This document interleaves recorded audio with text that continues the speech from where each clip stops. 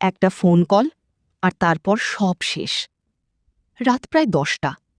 রাহুল বাসায় ফিরছিল। সারাদিনের কাজ শেষে সে খুব ক্লান্ত ছিল।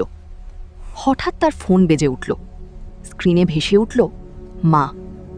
রাহুল একটু বিরক্ত হয়েই ফোনটা রিসিভ করল। হ্যাঁ মা, বলো। আমি পরে কথা বলছি, খুব ক্লান্ত। মা শুধু একটাই কথা বললেন, বাবা, একটু কথা বলবি, আজ খুব মন খারাপ। কিন্তু রাহুল বলল, মা, কাল কথা বলবো, এবং ফোনটা কেটে দিল। পরদিন সকালে রাহুলের ফোনে হঠাৎ একের পর এক কল আসতে লাগল। সে ঘুম থেকে উঠে ফোনটা ধরতেই ওপাশ থেকে কাঁপা গলায় কেউ বলল, রাহুল, তোর মা আর নেই। রাহুলের হাত থেকে ফোনটা পড়ে গেল। তার মাথায় শুধু একটাই কথা ঘুরতে লাগল, মা বলেছিল একটু কথা বলবি, কিন্তু সে সময় দেয়নি।